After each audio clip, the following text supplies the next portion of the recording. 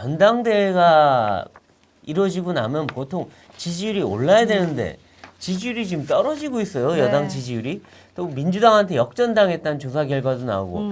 그래서 지도부 내부 분위기도 별로 안 좋고 내용도 있다. 그리고 존재감이 떨어진다. 이런 평가들이 많은데 원래 이 같은 친윤 같은 생각을 갖고 있는 분들이 같이 지도부를 구성하면 오히려 뭔가 화합이 잘 돼서 잘 나갈 거라고 생각했는데 네. 왜 이런 현상이 벌어지고 있는지 좀 아마 상당히 국민들이 의아해할 것 같아요. 그렇습니다. 저도 의아해요. 네. 그래서 이제 컨벤션 효과는커녕 네. 완전 역벤션 네. 효과가 나와가지고 당이 국민들 마음으로부터 상당히 멀어져 가고 있다. 네. 그리고 이대로 멀어져 가면은 내년 총선이 정말 그 난망하다. 네. 이런 생각이 들어서 예, 예. 걱정은 됩니다. 근데 또 내부 요인으로 살펴보면은 이미 또 다 알려지다시피 네. 몇몇 분들의 네. 그 발언 그렇죠. 그리고 네. 또 전당대회 과정에 있어서 있던 발언이 야당에서 딱 물고 늘어지는 거. 이게 예를 들면은 태영호 의원의 네. 4.3 발언 네. 하나도 사실은 그 팩트적으로 틀린 바가 없는데 네. 야당이 이걸 딱 물고 늘어져 있거든요. 그렇죠. 시기적으로. 네. 이제 그런 부분도 있고 그다음에 무엇보다 큰 것은 그 내부에서 좀 그 말 실수하시는 예, 분들을 네. 있지 않았나. 그것 때문에 그 탄력을 못 받고 있다. 네. 그리고 또 하나 안타깝게 제가 좀 지적하고 싶은 것은 예. 그런 게 일테면 사고가 났을 때 네. 어떤 일이 벌어졌을 때 수습을 해야 되잖아요. 네. 이게 말하자면 지도력이에요. 지도력. 그렇죠. 네네. 지도력이지 않습니까? 그래서 신임 김기현 대표와 예. 그 지도부의 어떤 그 리더십이 네. 지금 시험 때 올랐는데 바로 그걸 뭐 보여주지 못하고 있는 게 아니냐 아하. 이런 생각이 듭니다. 네, 그러니까 지금 이제 리더십 이야기 하셨는데 홍준표 이제 대구시장도 이 계속된 논란에 이제 김기현 대표를 향해서 또 저격하는 글을 많이 남기기도 했습니다. 이제 뭐 비대위 체제 발언까지 이야기를 했는데 김기현 대표는 이제 이에 대해서 지방 행정에 더 전념해라 이렇게 또 자제를 요하기도 했습니다. 지도부의 이렇게 대립 양상이 계속해서 보여지고 있는 건데 사실 홍준표 시장은 당 대표도 2번이나 하셨잖아요. 그래서 본인은 그렇게 이야기할 자격이 있다 또 이렇게 반발하기도 했는데 지금 홍준표 시장이 좀 일각에서는 과하다 그렇게 할수록 또 당에겐 더 안 좋다.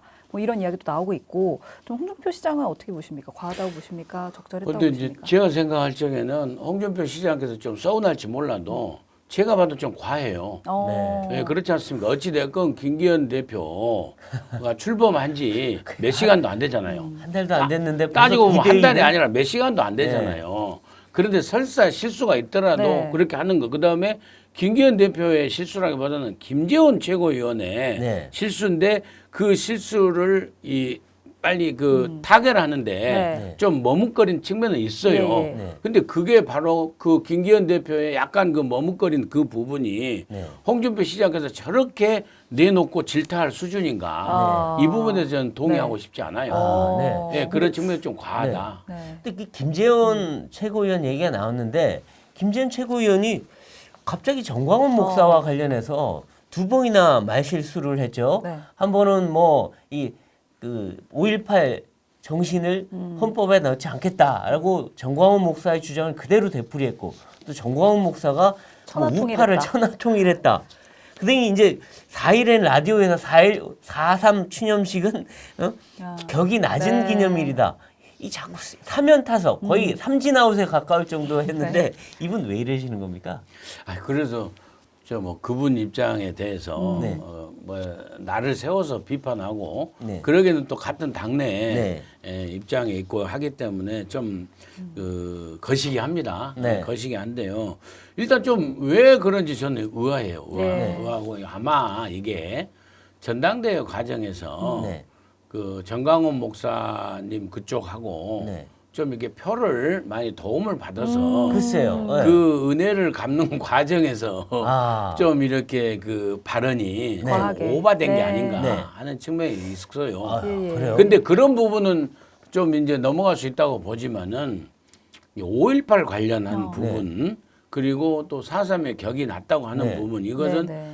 실수가 실수를 낳는 그런 격이고 4.3 네. 발언은 그런 격인 것 같고 5.18 발언 부분은요 네. 굉장히 민감한 부분인데 인식에 있어서 네. 부지불식간에 좀 나온 게 아닌가 하는 측면이 그리고 그 부분은요 굉장히 당뿐만이 아니라 대통령한테도 상당히 누가 되는 발언이에요. 그렇죠.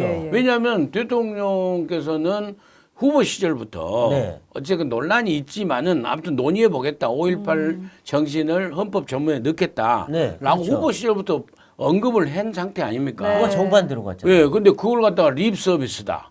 무슨 뭐 호남에 가서 뭐 표를 얻는다고 그런다고 호남에 표를 주느냐 하는 식으로 약간 폄훼하는 듯한 발언도 있어서 글쎄 말이에요. 좀 확실히 그 부분은 문제점이 있어서 네. 그 다음에 문제점은 뭐냐?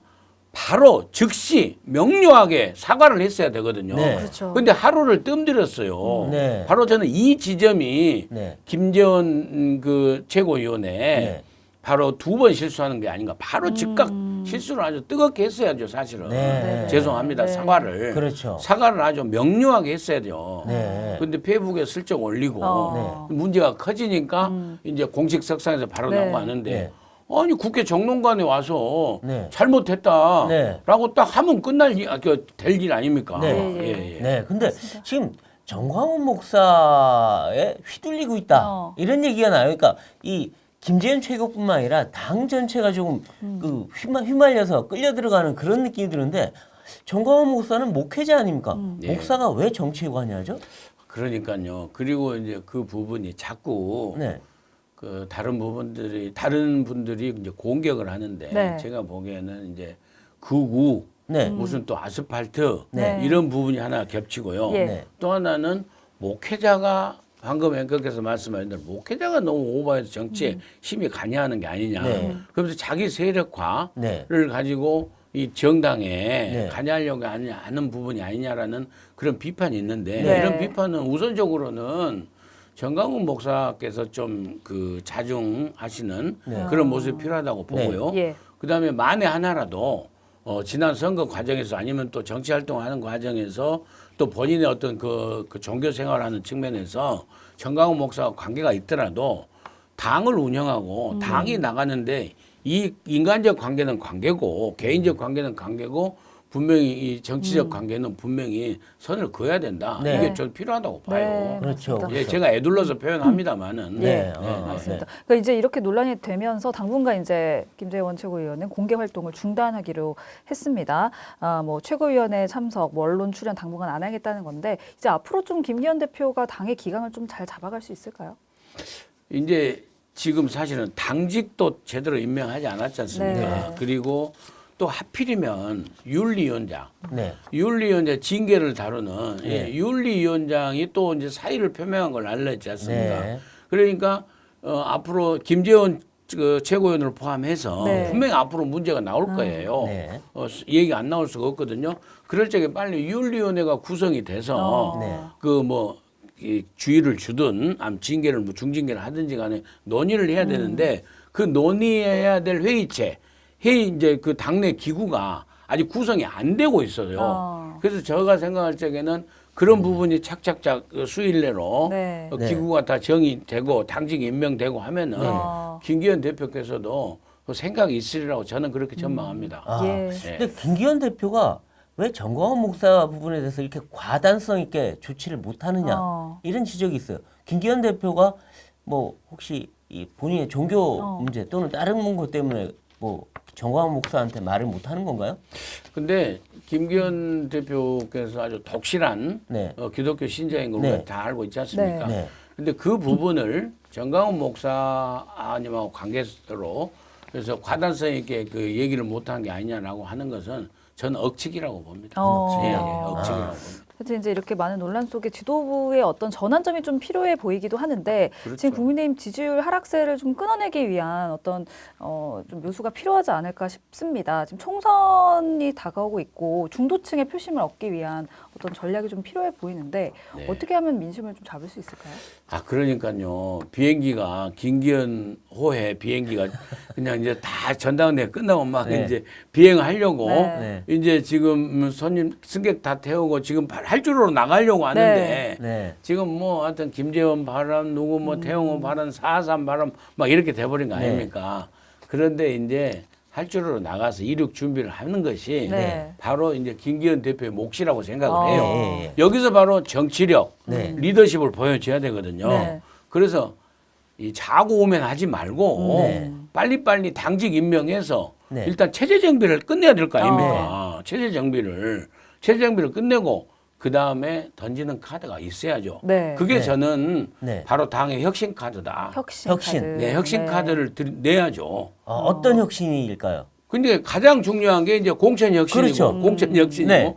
공정한 공천을 담보해 낼 수 있는 네. 그런 그 공천 혁신안 포함해서 네. 네. 그다음에 수많은 인재 영입, 네. 아. 인재 영입. 그래서 말 그대로 연포탕, 네. 당내뿐만이 아니라 아. 외부에서도 네. 정말 아니면 인명 백과사전을 놓고 네. 가부터 시작해서 그 흑까지 해서 전부 뽑아서 필요한 분들 가서 그 저기 뭐냐 설득을 해서 삼고초려 네. 설득을 해서 수많은 젊은 영재들 네. 그리고 전문가 영재들을 모으는 네. 이 그 양 수레바퀴 작업을 하면은 네. 저는 가능성이 있다고 봅니다. 근데 지금 김기현 대표가 네. 원래 뭐 사람도 좋고 뭐 스마트한 분이긴 한데 강단이 없다 뭐 이런 얘기가 나왔는데 지금 근데 공천 과정에서 소위 이제 당내 친윤계 또는 대통령실 이쪽의 입김을 과연 이겨내고 고루고루 인재를 쓸 수 있겠느냐 혹시 위에서 오다 떨어지는 대로 끌려가는 거 아니냐 이런 또 걱정들을 해요. 그분이 관건이죠. 네. 그 지점이 바로 네. 성패를 가르는 네. 그 관건이라고 생각을 합니다. 네. 네. 그래서 거기에 대해서는 김기현 대표가 네. 얼마만큼 강단 있는 그 지도력을 보여주느냐. 네. 거기에 대해서 김기현 대표까지 포함해서 네. 그 성패가 갈렸다라고 보면서 근데 저는 제가 전망할 적에는 네. 충분히 성공적으로 수행해낼 수 있다. 아하. 그러면서 엄만히 섞어서 네. 흔히 하는 말로 옛날 같으면 청와대 오다. 네.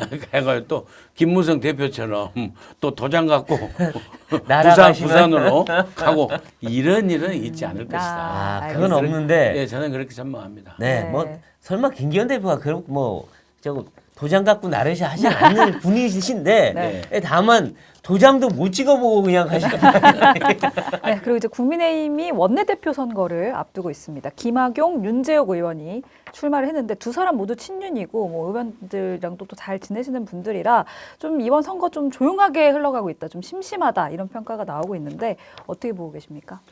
저는 우선요, 그 우리 좀 언론 분들께서 좀 친윤이다라고 하면서 기계적인 이 구분 좀 안 했으면 좋겠어요. 기계적인 그게 그 기계적인 프레임에 딱 네. 있어가지고 친윤하면 반윤이고 네. 그런데 제가 늘 말씀드리지만은 네. 세계 어느 정당, 그 네. 대한민국의 정당사를 보면은요 당권파가 있고 네. 비당권파가 있어요. 네. 그리고 또 주류가 있고 비주류가 있는 거 네. 아닙니까? 그건 당연히. 예. 근데 문제는 당권파가 무슨 이제 비주류가 당권파를 계속해서 비판을 위한 비판하고 비난하고 하는 것을 하면 안 되는 그런 정치 문화는 구태 정치라고 네. 보고요. 네. 또 더 중요한 것은 당권파나 주류가 비당권파나 비주류를 정치적으로 박해하는 거. 네. 이건 진짜로 망하는 길이거든요. 네, 네. 그것도 또한 구태 정치다. 네. 이런 얘기를 먼저 말씀드리고요. 원내대표도 마찬가지예요. 네. 언제 이제 그런 친윤, 반윤, 비윤 이런 구분은 저는 좀 이제 멀리하면서 네. 우선 내년 총선에 얼마만큼 그 승리할 수 있도록 정책적인 측면에서 원내 전략에서 잘 비춰줄 것인가 네. 이 역량을 따져야 된다고 생각을 네. 하거든요. 그런 부분이 더 중요하지. 이 친윤이냐 비윤이냐 그다음에 TK 출신이냐 수도권 출신이냐 네. 이것은 하위 개념으로 봐야 된다. 네. 네. 저는 그렇게 봅니다. 아, 그렇군요. 예, 알겠습니다.